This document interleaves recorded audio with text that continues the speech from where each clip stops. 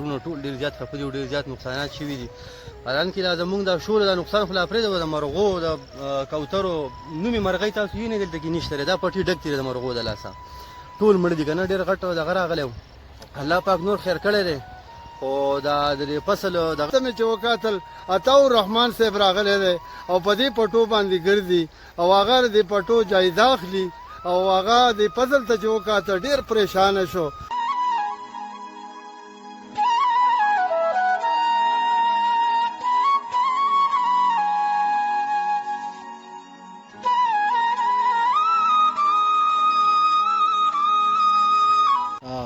بسم الله الرحمن الرحیم. په شروع په نامه درګو چې دا چې خاص او ډېر بخښونکی مهربانه دی د پروګرام پښتو فاین سره سال ته هم درمنګا او ما سره په خدمت کې حاضر یم.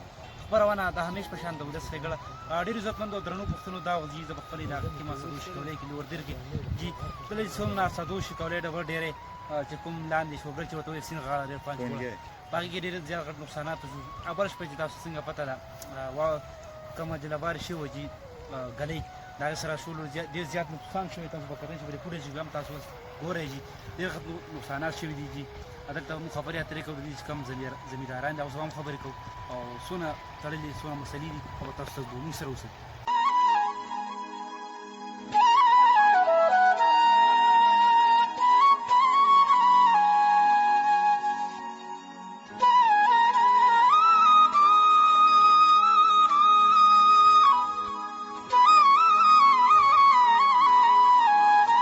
او زه غیاله راغلی ما او د فصل حالات ته مې چې وکتل عطاء الرحمن صاحب راغلی دی او په دې پټو باندې ګرځي او هغه د پټو جایزه اخلي او هغه د فصل ته چې وکتل ډېر پریشانه شو او ډېر خفه شو، ځکه چې په دې باندې زمیندارو ډېر محنت کړی، خواري پې کړې ده.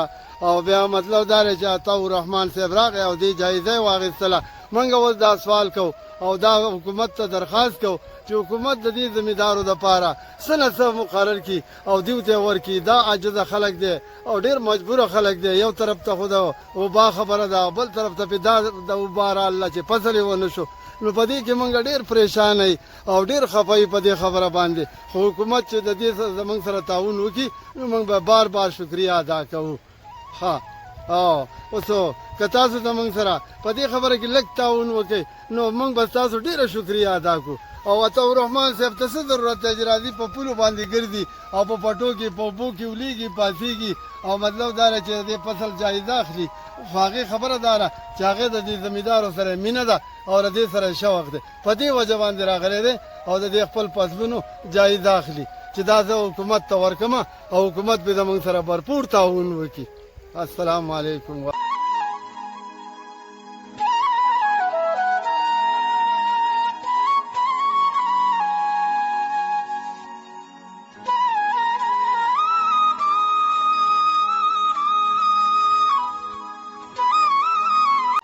روان څنګه جوړې خیر خانه برابرې خیر دی.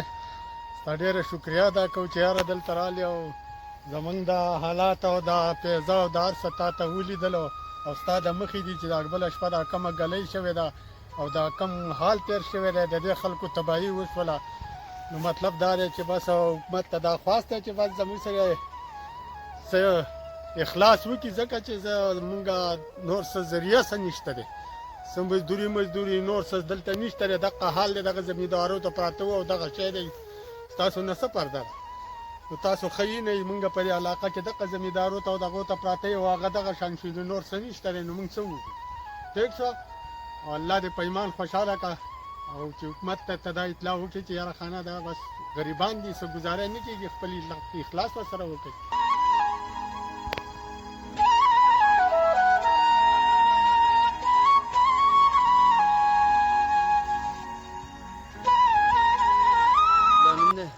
او د خونګي فاین کلي سره مې تعلق دی. بیګا نه بل بیګا چې دا کم باران شوی دی او کمه ګلۍ شوې ده، ډېر زیات نقصانات کړي دي. تاسو یې نه بلې خټو کې شولو باندې کې یوه دانه هم نشته دی. او کم زمیندار او کم غریب خلک چې زمونږ د کلي دا راځي او دا حالات یې نو بس خړې ولازي غریبانان له ځکه چې سبا برباد شو او ډېر زیات خفه دي په شولو کې یوه دانه هم نشته. تاسو وینئ دا کیمره لږه تاو راتاو کوي. زموږ دا زمیندارونه ټول ډېر زیات خفه دي او ډېر زیات نقصانات شوي دي.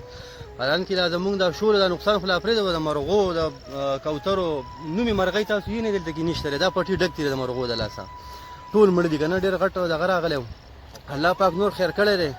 خو دا د فصل دغه ډېر زیات شوی نقصان، نو دا خلک ډېر زیات خفه دی. حکومت له پکار دي چې لکه د دې څه دغه وکړي.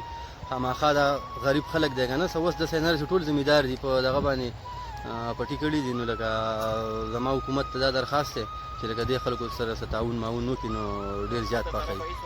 او د حکومت د طرفه دلته هېڅ څوک نه دي راغلي. تاسو به وینئ هر څه شړ پراته دي. خو دغه زه بیا هم ستاسو شکریا ادا کوم چې دا دومره راغلی تاسو میډیا والو، دومره تپوس هم وکړو زموږ د غریبانو.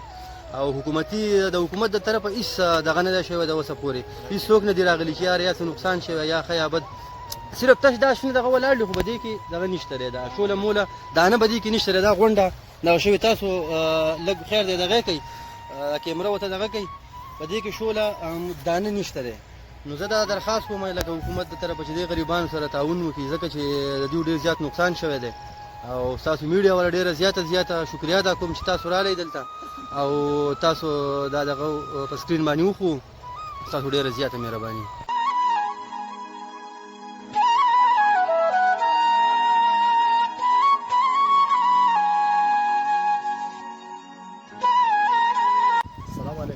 تاسو غټه شکریه تاسو راغلی تاسو روان سره زمونږ تاسو ډېر مشکور یم. تاسو راغلی زمونږ د شولو د حاله مو اخیستو او زمونږ غټ نقصان شوی دی په دې خونګي علاقه باندې. په شولو کې یوه دانه نه ده پاتې شوې، د ټولو زمیندارانو دا نقصان شوی دی چې زمونږ حکومت ته دا ریکوست دی چې یاره موږ له څه وکړي، یا لاک راله وکړي، یو نیم راله وکړي، 50,000 وکړي، چې هر څومره چا وس کېږي چې موږ له وکړي د زمیندارانو له. زمونږ غټ نقصان شوی دی، شولې غونډې لوېدلې دي، دانه پکې نشته. زمونږ د څومره زمینداران چې دي د ټولو زمیندارانو د لاک نه برابر نقصان شوی او کم بنې شوی، ډېر به شوی. او د ټولو زمیندارانو یوه زمانه د ټولو زمیندارانو شوی دی. په دې شولګره کې چې کم د خیمه ده، خونګې ده، سادو شکولې، د ټولو زمیندارانو نقصان شوی دی. ستاسو غټ شکریه ادا کوم چې تاسو راغلئ زموږ د حاله مو لیدو د زمیندارانو. ډېرو عزتمندو او درنو پښتنو، تېره شپه چې کومه ګلۍ جلوار شوې وه د سدو شکولۍ په سیمه، نو لاندې شورګرې کې چې کوم فصل و شولې چاول نو په مکمله توګه رژېدلي دي. هغه ګلې ډېر زیات نقصانات کړي دي. هغه کم زمینداران چې وو د هغو د خولې دا وینا ده چې تیاره نوړی مو د خولې نه ولیده. دغه شان د دې سدو شکولۍ چې څونم زمیندارانو څونم دا پټي زراعت دا پټي تاسو په نظر ښکارېږي دا ټول په مکمله توګه رژېدلي دي. حکومت له پکار دي د دوی سره اوږه په اوږه ودرېږي. منیسټر اګریکلچر چې کوم منیسټر دی جي وزیر زراعت د هغې ته یو ګزارش به وي چې د دې زمیندارانو څخه تاسو ضرور ودرېږئ.